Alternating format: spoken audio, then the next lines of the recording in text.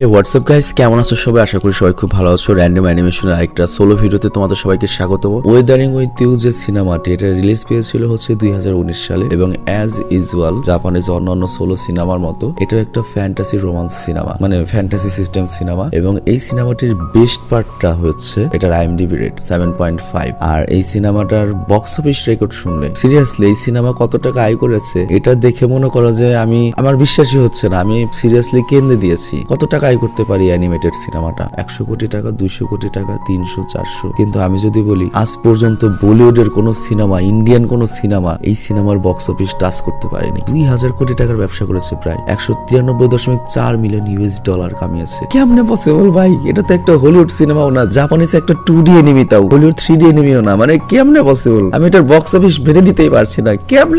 কেমনে ভাই? সিরিয়াস। যাই হোক, সিনেমার শুরুতে আমরা দেখতে পাই যে জাপান শহরে প্রচুর বৃষ্টিপাত হচ্ছে এবং মনে করে এটা একটা প্রাকৃতিক দুর্যোগ। বলার নেই, অনেক সবসময় খালি বৃষ্টি হচ্ছে। আর এরপর আমাদের একটা মেয়েকে দেখানো হয় যার নাম হচ্ছে আমানো হিনা, এবং সে জানালা খুলে দেখতে পায় যে সূর্যের এক কিরণ স্পেশালি কোন একটা জায়গাকে আলোকিত করছে। তো তখন ওর মনে প্রশ্ন আসে, সারা শহরে বৃষ্টিপাত হচ্ছে, তাহলে স্পেসিফিকলি ওই জায়গায় কেন আলো পড়ছে, মানে এক স্থানে কিভাবে আলো পড়ে? তো ওই মেয়েটা তখন এই ব্যাপারটা পর্যবেক্ষণ করার জন্য বাইরে বের হয়ে দেখতে থাকে, আর তারপরও একটা মন্দিরের কাছে পৌঁছে যায়। তো অ্যাকচুয়ালি ওই আলোটা সরাসরি মন্দিরের উপর পড়েছিল। তো তখন ওই মেয়েটি এই মন্দিরকে মনে করো জাগ্রত ভেবে মন্দিরের সামনে প্রার্থনা শুরু করে যে সারা শহরে বৃষ্টিপাত বন্ধ করে দাও। তো বৃষ্টিপাত সত্যি বন্ধ হয়ে যায়, কিন্তু তখনই ও নিজেকে আকাশে ভাসমান অবস্থায় আবিষ্কার করে এবং ও শূন্যে ভাসতে থাকে এবং ওর আশেপাশে দেখা যায় যে পানি প্লাস মাছের আকৃতির কিছু ভাসতে থাকে। তো হিনা এটা দেখে অনেক ভয় পেয়ে যায়, ভয় পাওয়া স্বাভাবিক, এবং অনেক আতঙ্কিত হয়ে পড়ে এবং মনে মনে ভাবতে থাকে এগুলো আমার সাথে কি হচ্ছে। তো এরপর আবার দৃশ্যের পরিবর্তন হয় আর আমাদের এই সিনেমার প্রধান চরিত্র হোডাকাকে দেখানো হয়। তোর বাপ মায়ের নাম পায় নাই, হোডাকা রাখছে। বাংলাদেশে যদি এই নামটা রাখা হইতো তোরে হোডা করে পাগল বানায় ফেলতো। মানে বাঙালিরা এমনিতেই ফ্রেন্ড সার্কেলদের যে নিক নাম গুলো দেয় রে ভাই, সিরিয়াসলি। যেমন আমাদের একটা ছোট ভাই, ওর নাম হচ্ছে কত সুন্দর নাইমুর রহমান, ওর নাম দিয়ে দিছে পোলাপান ধরে খেসলু। তো যাই হোক, সেটা বড় কথা নাই। সবচেয়ে বড় কথা হচ্ছে আমরা দেখতে পাই ওই ছেলেটি একটা সামুদ্রিক জাহাজে করে টোকিওর দিকে আসছে। তবে এখানে আমাদের স্পষ্ট করা হয় না যে ছেলেটি কি আসলে জাপানের নাকি কোরিয়া থেকে আসছে, এটা স্পষ্ট করা হয় না। তবে সিনেমাতে এটা জাপানের, বুঝতে পারছো। আর তখন সমুদ্রের উপর অনেক বড় একটা ঢেউ জাহাজের উপর আছড়ে পড়ে, আর তখন হোডাকা জাহাজ থেকে প্রায় নিচে পড়েই যাচ্ছিল। আর তখন একটা লোক তার হাত ধরে ফেলে এবং ওকে নিচে পড়া থেকে বাঁচিয়ে নেয়, আর এই লোকটার নাম হচ্ছে সুগা। তো যাই হোক, কিছুক্ষণ পরে পরিবেশ স্বাভাবিক হয়ে যায়, দৃশ্যের পরিবর্তন হয়। আমরা তাদের দুজনকে দেখতে পাই টেবিলের উপর খাবার খেতে, মানে ফাইনালি তারা টোকিওতে চলে এসেছে। আর এখানে উল্লেখ্য আমাদের হুডা কিন্তু ওই সুগা লোকটাকে ট্রিট দিচ্ছে, তাকে বাঁচাইছে এই জন্য আর কি। তো যাই হোক, এরপর দৃশ্যের পরিবর্তন হয়, আমরা দেখতে পাই ওই লোকটা চলে যাবে। তো চলে যাওয়ার আগে লোকটা হুডাকে একটা বিজনেস কার্ড দেয়। আর হুডা মূলত এসেছে এখানে চাকরির সন্ধানে, টোকিওতে এসেছে চাকরির সন্ধানে। তো চাকরির জন্য বিভিন্ন জায়গায় যায়, বিভিন্ন গ্যাংস্টারের কাছে যায়, দোকানে যায়, অমুক জায়গায় যায়, তমুক জায়গায় যায়, বাট কেউই চাকরি দিচ্ছিল না। তো একাই শহরের রাস্তায় ঘুরতে থাকে এবং ওর অবস্থা এতই খারাপ ছিল যে ও কয়েকটি ডাস্টবিনের পাশে গিয়ে বসে পড়ে। আর একদিন হঠাৎ করে ও চলতে ময়লার স্তূপের পাশে একটা বন্দুক কুড়িয়ে পায়। তো এটা দেখে প্রথমে তো ভয় পেয়ে যায়, কারণ আগ্নেয়াস্ত্র বুঝতেই পারছো পৃথিবীর যে কোনো দেশেই, আমেরিকা বাদে, নিজের কাছে রাখা খুব ভয়ঙ্কর একটা ব্যাপার। তো তারপরে সে ওটা নিজের কাছে রেখে দেয়, কারণ টোকিওর শহর, এত বড় একটা শহর, কোনো সমস্যা হতেই পারে, নিজের সুরক্ষার কথা ভেবে রেখে দেয়। আর এরপর আমরা দেখি হোডা একদিন ক্লান্ত হয়ে রেস্টুরেন্টের উপরেই ঘুমিয়ে পড়ে। আর ওর এই অসহায় অবস্থা দেখে রেস্টুরেন্টের একজন স্টাফের ওর উপর অনেক দয়া হয় এবং সে ওকে খাওয়ার জন্য একটা বার্গার দেয়। আর এই স্টাফটাকে তুমি কি চিনতে পেরেছো? ঠিক আছে, পরে চেনাবো। কিন্তু আমাদের হোডা, ওর ফুল নাম কিন্তু হোডাকা, কিন্তু আমরা ওকে হোডা বলে ডাকবো। তোমাদের তো আমাকে ধন্যবাদ দেওয়া উচিত যে ওকে আমি হোগা বলে ডাকতে শুরু করিনি। তো যাই হোক, আমাদের হোডা অনেক ভালো একটা খাবার পেয়েছে অনেকদিন পরে, খুশি মনে খাওয়া শুরু করে। আর এত খোঁজাখুঁজি করেও কোনো চাকরি না পেয়ে ফাইনালি আমাদের হোডা করে কি আবারও সেই সুগাকে কল করে। সুগা মানে হচ্ছে সেই লোক যে লোকটা হোডাকে জাহাজের মধ্যে থেকে বাঁচিয়েছিল। তো সুগা তখন বলে ঠিক আছে, তুমি চলে আসো আমার বাড়িতে। তো হোডা যখন ওই বাড়িতে যায় একটা সুন্দরী মেয়েকে দেখতে পায় যার নাম হচ্ছে নাটসুমি। বয়স অত বেশি না, তবে আমাদের হোডার চেয়ে বেশি। তো হোডা তখন ভাবে এটা হয়তো সুগার স্ত্রী হবে, বুড়া বয়সে বেশ ভালো মেয়ে পটাইছে। তবে সত্যি কথা বলতে এত দ্রুত কোনো কিছু জাজমেন্ট করা ঠিক না, এটা হোডা একটু পরেই বুঝতে পারবে। তো যাই হোক, হোডা এখানে কাজের সাথে সাথে থাকার জায়গাও পেয়ে যায়। আর এখানে আমরা জানতে পারি সুগার কাজ হচ্ছে সে প্যারানর্মাল ঘটনার উপর বই লেখালেখি করে। তোমরা তো জানোই যে জাপানিজ মানুষরা যত উন্নতি হোক, ওরা কিন্তু আমাদের মতো সবসময় এত মোবাইল নিয়ে পড়ে থাকে না, মানে এত হাই টেকনোলজি এত কিছু, তারপরেও কিন্তু ওরা কিছু জিনিস অ্যানালগে রেখেছে। যেমন ওখানে কিন্তু ডাইরেক্ট মাঙ্গা বুক বিক্রি হচ্ছে, বাট আমরা এখন কয়জন কমিক্স বই কিনি? কেউই কিনি না। বাট আমরা যখন ছোট ছিলাম, হাই স্কুলে পড়েছি, তখন আমরা প্রচুর কমিক্স বই কিনতাম। চাচা চৌধুরী, গোথামের ব্যাটম্যানস কমিক্স, সুপারম্যান কমিক্স। আর ওই সময় সবচেয়ে বেশি ভালো লাগতো আমার ডিজনির যে একটা বই পাওয়া যেত, শক্ত মলাটে। তোমরা 90 দশকের যদি কেউ থেকে থাকো তারা মনে করতে পারবে। আর এছাড়াও স্কুল কলেজের সামনে তো প্রচুর গল্পের বই বিক্রি হতো, ভূতের গল্প, তারপর প্রেমিকা বশ করার গল্প, মুক্তমুখ সব হারিয়ে গেছে ভাই। এখন মানুষ টোটালি বইমুখী না, এখন টোটাল মোবাইল মুখী, ইভেন আমি নিজেও। তো যাই হোক, এখানে সুগার কাজ হচ্ছে সে মনে করো প্যারানরমাল ঘটনার উপর মাঙ্গা টাঙ্গা বা তোমার বইটই লেখা আর কি, আর হুডোকাকে ওর কাজে সাহায্য করার জন্য রেখেছে। তো এখানে আমরা দেখতে পাই হুডোকার জীবন তো খুব ভালোই কাটছিল, এমন হোডার জীবন, এবং এই পরিবেশে সে নিজেকে খুব ভালো মতো মানিয়ে নিয়েছে। তো হুডা যখন কাজ করছিল তখন সুগা ওর কাছে আসে এবং ওকে বলে যে সানশাইন গার্ল নামের একটা মেয়ের গুজব উঠেছে। তো ওই গুজব অনুসারে আমি জানতে পেরেছি ওই মেয়েটার মধ্যে নাকি আবহাওয়া নিয়ন্ত্রণ করার ক্ষমতা রয়েছে, কিন্তু ওই মেয়েটাকে ওটার আমি খোঁজ পাইনি, তুমি সমস্ত তথ্য নিয়ে কাজে লেগে পড়ো। তো হুডা এটা নিয়ে একটু রিসার্চ করে কাজের উদ্দেশ্যে বেরিয়ে যাচ্ছিল, কিন্তু তখনই সে হিনাকে দেখতে পায়। হিনা মানে ওই মেয়েটা যে মেয়েটা কিনা হুডুকাকে রেস্টুরেন্টে খাবার খেতে দিয়েছিল। মানে এই মেয়েটাকে আমরা সিনেমা প্রথমে আকাশে উঠতে দেখেছি, এই জন্য আমি বলেছিলাম রেস্টুরেন্টের এই মেয়েটাকে কি চিনতে পেরেছো কিনা। তো যাই হোক, সেখানে হুডুরা দেখতে পায় যে হিনাকে দিয়ে কেউ জবরদস্তি কাজ করানোর চেষ্টা করছে বা জবরদস্তি করছিল। তো যেহেতু একবার হুডাকে হিনা হেল্প করেছিল, হুডাও তখন হিনাকে বাঁচানোর জন্য সেই দিকে দৌড়ে যায়, আর ওই লোকগুলোর কাছ থেকে হিনাকে বাঁচিয়ে নেওয়ার চেষ্টা করে এবং পালিয়ে যাওয়ার চেষ্টা করে, কিন্তু ওই লোকগুলো ওকে পেছন থেকে ধরে ফেলে এবং ওই লোকগুলো হোডাকে প্রচুর মারধর করে। কিন্তু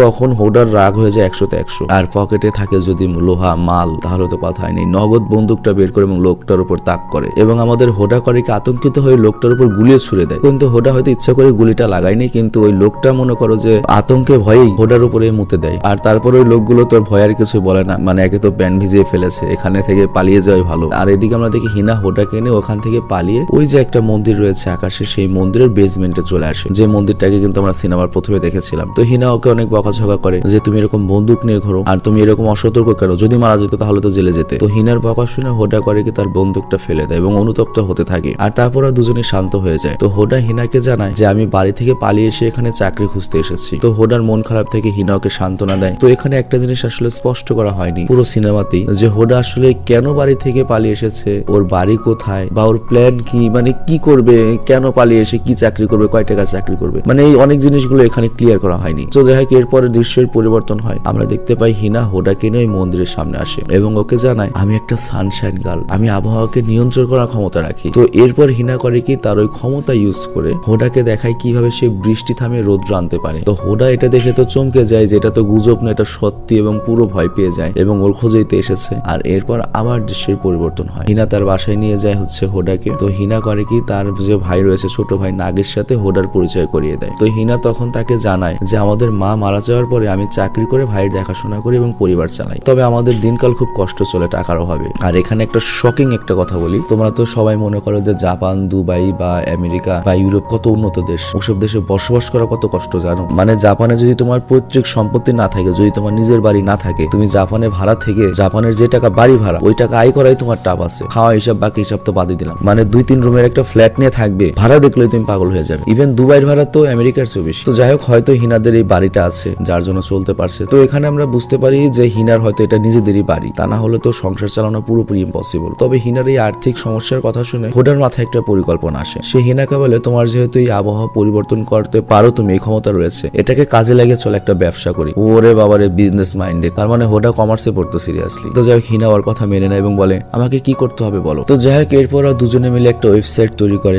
আবহাওয়া নিয়ন্ত্রণের অর্ডার নেওয়ার, মানে ধরো কোনো মানুষের যদি অনুষ্ঠান হয়, ধরো বিয়ের অনুষ্ঠান, মুসলমানের অনুষ্ঠান বা শেষকৃত্য অনুষ্ঠান, তো এই সবকিছুর মনে করো তখন তো পরিবেশ বা আবহাওয়া ভালো লাগবে। তো হিনার মাধ্যমে তারা ওই জায়গার আবহাওয়াটা সানশাইন করে রাখবে এবং ওরা কিছু স্যাম্পলও দিয়ে রাখে ওয়েবসাইটে যেরকম কাজ ওরা করতে পারে, এবং আশ্চর্যজনকভাবে পরিকল্পনাটা কাজেও লেগে যায় এবং তাদের কাছে অনেক কাস্টমারের রিকোয়েস্ট আসতে থাকে এবং তারা অনেক ভালোভাবে কাজ করতে থাকে। অনেক বড় বড় কোম্পানিও তাদের ইভেন্টের জন্য ওদের সাহায্য নিতে থাকে।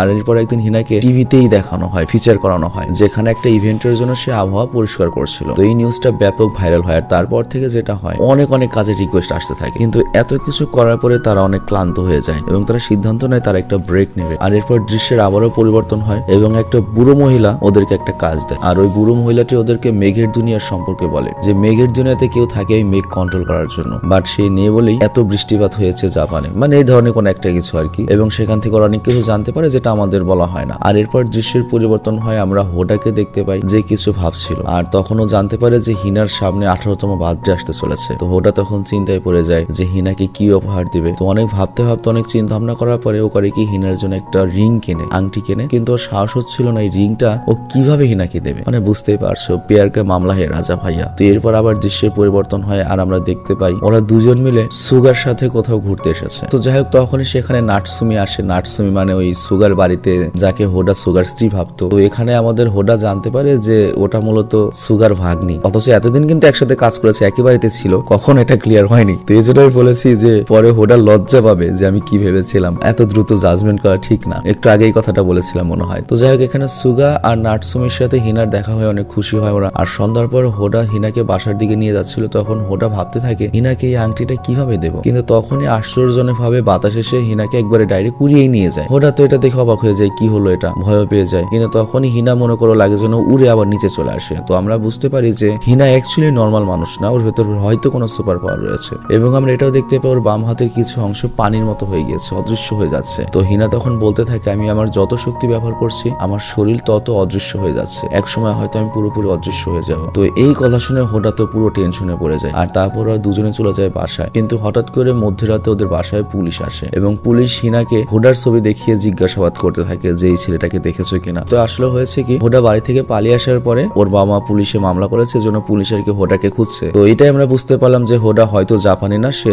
কোরিয়ানি হবে। তো যাই হোক হোডা তো তখন ঘরে ছিল, বাট হিনা বলে আমি হোডাকে চিনি না। কিন্তু তারপরে পুলিশের সন্দেহ হয় এবং বলে আমরা আবার এখানে আসবো এবং যদি ওর সাথে তোমার কোনো সম্পর্ক থাকে তোমাকেও কিন্তু জেলের ভাত খাওয়াবো। তো যাই হোক এরপর পুলিশটা যায় হচ্ছে সুগার বাসায়। কিন্তু এমনিতেও আগে থেকে মনে করে যে নিজের বাচ্চা ফ্যামিলি নিয়ে অনেক কেস কাসালির ঝামেলায় ছিল, নতুন করে আর ঝামেলায় পড়তে চাচ্ছিল না। তো এই জন্য সুগা হোডাকে কিছু টাকা দিয়ে বলে বাবজান তুই তোর বাড়ি ফিরে যা, কোনো ঝামেলায় পড়িস না। আর এদিকে আমরা দেখি হিনা না গিয়েও অন্য কোথাও চলে যাওয়ার পরিকল্পনা করছে, কারণ হিনা পুলিশের কারণে তার ছোট ভাইয়ের কাছ থেকে আলাদা হতে চায় না। মানে হিনা এখন একটা ভাইরাল পার্সন হয়ে গিয়েছে, মানে অনেক ধরনের সমস্যা হতেই পারে। কিন্তু হোডা তখন বলে আমি বাড়ি ফিরে যাব না, আমি তোমাদের সাথেই কোথাও চলে যাব। তো এরপর আমরা দেখতে পাই ওরা এই অ্যাপার্টমেন্ট ছেড়ে অন্য কোথাও চলে যেতে থাকে। তো এর মানে হচ্ছে এটা ওদের নিজেদের অ্যাপার্টমেন্ট ছিল না, হয়তো ভাড়াই থাকতো। আর যদি ভাড়া থাকতো তার মানে ধরে নাও মিনিমাম 2 লাখ টাকা ওই অ্যাপার্টমেন্টের ভাড়া ছিল। মানে আমি আসলে কান্ট্রি সুইচ করার অনেক চেষ্টা করছিলাম, তো ব্যাপক গবেষণা করছি এবং দেখছি যে ইন্ডিয়া বাংলাদেশের মতো তো চিপেস্ট কান্ট্রি আর কোথাও নেই। আমাদের আয়ও কম, আমাদের খরচও কম, সিরিয়াসলি অনেক শান্তি এতে আসি। তো যাই হোক ওরা অনেক জায়গায় যায়, হোটেল ওঠার চেষ্টা করে, কিন্তু ওদের কাছে ন্যাশনাল আইডি কার্ডও ছিল না এবং বয়স কম হওয়ার জন্য ওদেরকে কেউ রুম ভাড়া দিতে যাচ্ছিল না। আর তখনই সেখানে তুফান শুরু হয়ে যায়। বাট এবার আমাদের হিনা তার পাওয়ার ইচ্ছে করে ইউজ করে না, কারণ বুঝতেই পারছো ইউজ করলে তোর শরীর আস্তে আস্তে ইনভিজিবল হয়ে যাচ্ছে। তো ওরা ভিজতে ভিজতে সামনের দিকে এগিয়ে যাচ্ছিল, কিন্তু তখনই হঠাৎ করে দুজন পুলিশ অফিসার ওদেরকে ধরে ফেলে। মানে ওই পুলিশেরা হোডাকে চিনতে পেরেছিল। তো হোডা তখন পুলিশের কাছ থেকে পালানোর চেষ্টা করে, কিন্তু তারপরও আবার ধরা পড়ে যায়। আর তখন হিনা করে কি হোডাকে বাঁচানোর জন্য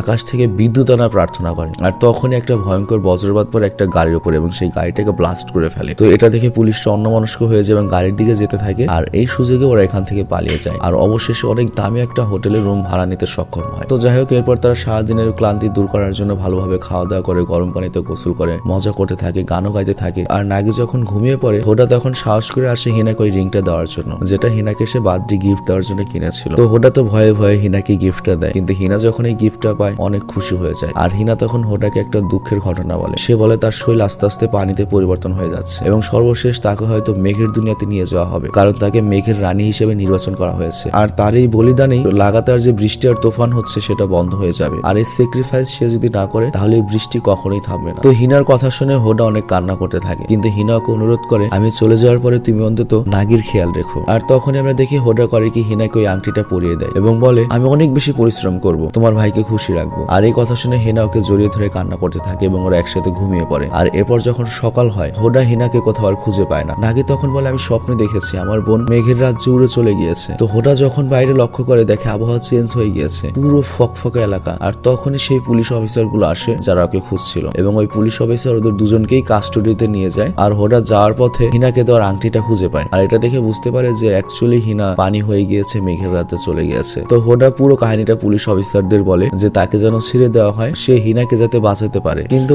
কে বিশ্বাস করবে ওর কথা? কিন্তু তারপরও যখন সুযোগ পায় তখনই পালিয়ে যেতে থাকে। এবার ওই পুলিশ অফিসাররা ওর পেছনে লেগে যায়। আবার পথের মধ্যে ভাগ্যক্রমে হোডা পেয়ে যায় নাটসুমিকে, সুগার ভাগ্নিকে, এবং তার সাহায্যে পালিয়ে যায়। পুলিশ অফিসাররা ওদের গাড়ি করে পিছু করতে থাকে। আর অবশেষে হোডা তার কাঙ্ক্ষিত জায়গা ওই মন্দিরের বিল্ডিং এ চলে আসে। কিন্তু সে যখন ভেতরে যেতে লাগে তখন দেখতে পায় সোগা আগে থেকে এখানে ছিল এবং সোগা ওকে ধরে এবং বলে তুমি হুদাই ভয় পাচ্ছ, হুদাই পালাচ্ছ, পুলিশরা তো তোমার কোনো ক্ষতি করবে না, তারা জাস্ট তোমাকে তার পরিবারের কাছে পৌঁছে দেবে। কিন্তু হোডা তো মন্দিরে যেতে যাচ্ছিল, সে হিনাকে বাঁচাবে, বাট সুগা তাকে ছাড়ছিলই না। কিন্তু তখনই ওই যে এর আগে যে একবার এখানে এসেছিল হোডা বন্দুক ফেলে গিয়েছিল, সেই বন্দুকটা পায় এবং ওই বন্দুকটা সুগার দিকে তাক করে এবং বলে আমাকে হিনাকে বাঁচাতে যেতেই হবে এবং সব ঘটনা খুলে বলে। কিন্তু ওই মুহূর্তে তখন পুলিশ অফিসাররা চলে আসে। কিন্তু সুগা ততক্ষণে বুঝতে পেরেছে যে আমাদের হোডা কি চায় এবং ওর প্ল্যান কি। তো এই জন্য সুগা করিকে পুলিশ অফিসারদের আটকে দেয় এবং হোডাকে সেখান থেকে পালাতে সাহায্য করে। আর তখন নাটসুমি এসে বাকি সব পুলিশ অফিসারদের আটকায় আর ওদের সাহায্যে হোডা করিকে সেখান থেকে মন্দিরে চলে আসে। আর এরপর যখন মন্দিরের মধ্যে প্রবেশ করে তখন সে নিজেকে আকাশে আবিষ্কার করে এবং সেম ওর সাথেও মাছের আকৃতির পানির বিন্দুগুলো মনে করে যে ঘুরছিল। তো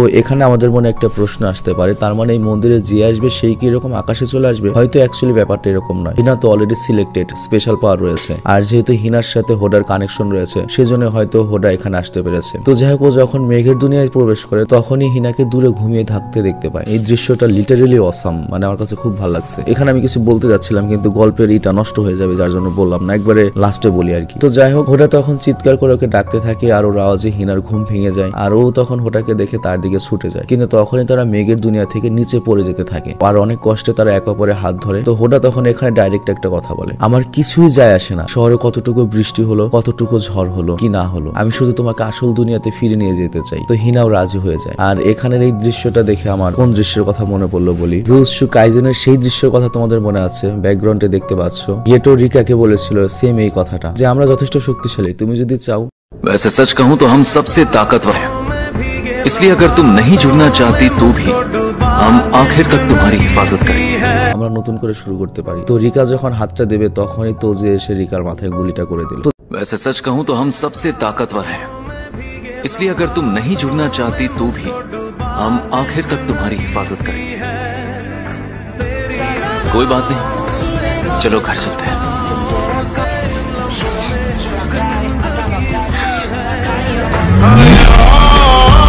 तो जरा भूल जाओ मेरी ही तरह। যাই হোক, ওটা একটা স্যাড স্টোরি ছিল কিন্তু অনেকটা এরকমই আর কি ব্যাপারটা, এখানের ব্যাপারটাও, কারণ হিনাকেও তো ঠিক একইভাবে স্যাক্রিফাইস করা হয়েছিল। তো যাই হোক, এরপর আমাদের দেখানো হয় যে ওরা দুজন ওই মন্দিরের নিচে অজ্ঞান অবস্থায় পড়ে রয়েছে এবং পুলিশ অফিসাররা ওদেরকে গ্রেফতার করে ফেলেছে। আর তখন পুলিশ অফিসাররা ওদের দুজনকে আলাদা করে দেয় আর হুডাকে তার বাড়ি পাঠিয়ে দেওয়া হয়, যেখানে ও স্কুলে গিয়েছে। ওর বাবা মা ওর উপর অনেক কড়া নজরদারি রাখছে যাতে আবারও না পালিয়ে যেতে পারে। আর এদিকে নাগি আর হিনাতেও পুলিশ হেফাজতে রয়েছে। তো হয়তো ওদের ছেড়ে দেওয়া হবে, কারণ ওরকম মেজর কোনো ইস্যু তোরা করেনি। আর এরপর দৃশ্যের পরিবর্তন হয়, আমাদের 3 বছর পরের দৃশ্য দেখানো হয়, যেখানে দেখা যায় লাগাতার বৃষ্টির কারণে টোকিও শহরের অর্ধেক অংশ ডুবে গিয়েছে এবং মানুষ যাতায়াতের জন্য এখন নৌকা ইউজ করে এবং কিছু কিছু পাহাড়ি যে এলাকা ছিল সেই এলাকাগুলো এখনো ভেসে রয়েছে আর কি, মাটি হিসেবে রয়েছে। এবং হোডা প্রায় 3 বছর পর তার গ্রাজুয়েশন কমপ্লিট করে টোকিওতে ফেরত এসেছে শুধুমাত্র, বুঝতেই পারছো কার জন্য। আর সে সোগার কাছে গিয়ে হিনার ব্যাপারে জিজ্ঞাসা করে, কিন্তু সে বলে আমি তো হিনার ব্যাপারে কিছুই জানি না। তারপর হোডা আবার সেই বুড়ো মহিলার কাছে আসে আর সে তাদের মেঘের দুনিয়ার ব্যাপারে বলেছিল যে অ্যাকচুয়ালি হিনা কি আবারও মেঘের দুনিয়ায় চলে গিয়েছে বা কিছু হয়েছে। তো বুড়ো মহিলাটাও হিনার ব্যাপারে তেমন কোনো তথ্য দিতে পারে না। তো যাই হোক, ওই বুড়ো মহিলার সাথে দেখা করার পরে হোডা করে ওই রিংটা নিয়ে হিনার কথা ভাবতে ভাবতে রাস্তায় হাঁটতে থাকে। আর তারপরে সে পথে একটা মেয়েকে প্রার্থনা করতে দেখতে পায় এবং এই মেয়েটাকে দেখে মনে হচ্ছিল যে সে হয়তো সূর্যের জন্য প্রার্থনা করছে। আর ওই মেয়েটাকে দেখে হোডার চোখে পানি চলে আসে, বুঝতে পারছে এই মেয়েটাকে, এটাই হিনা ছিল। তো হোডা ওকে চিৎকার করে ওর নাম ধরে ডাক দেয় আর হিনাও হোডাকে দেখে চমকে যায় এবং তারা ছুটে এসে পরস্পরকে জড়িয়ে ধরে এবং দুজনে একসাথে আবেগপ্রবণ হয়ে যায়। এবং এইবার তারা যে একসাথে হলো, এখন হয়তো তারা আর কখনোই আলাদা হবে না, কারণ তারা দুজনে এখন ম্যাচুইট। তো যাই হোক, এখানে এই সিনেমাটি শেষ হয়ে যায়। আমি জানি না তোমাদের কাছে সিনেমাগুলো কেমন লাগছে বা কেমন লেগেছে, বাট এই সিনেমার বক্স অফিস রেকর্ডটি মনে করো যে এটা বলার জন্য যথেষ্ট যে আমরা পছন্দ না করলেও এই সিনেমা পছন্দ করার মতো পুরো দুনিয়াতে মিলিয়ন মিলিয়ন লোক রয়েছে। আর তুমি তো জাস্ট এক্সপ্লেন দেখলে তো আসলে অ্যাকচুয়াল সিনেমাটার মজা তুমি পাচ্ছ না। তুমি যদি এটার হিন্দি ডাবটা পুরো সিনেমাটা দেখো তাহলে হয়তো বুঝতে পারবে যে অ্যাকচুয়ালি কেন এগুলো হিট হয়েছে বা কেন এত টাকা কামায়। তবে সব সিনেমার ক্ষেত্রে এটা প্রযোজ্য নয়, যেমন যে সিনেমা বাজে হয় বা ফালতু সিনেমা হয় সেই সব সিনেমার এক্সপ্লেন দেখাই ভালো, মাত্র 20 মিনিট টাইম ওয়েস্ট হবে। কিন্তু যেসব সিনেমা অনেক বেশি ভালো হয় সেই সব সিনেমার সাধারণত মেন সিনেমাটা দেখাই ভালো। তো যাই হোক, আমি বিদায় নিচ্ছি, আল্লাহ হাফেজ।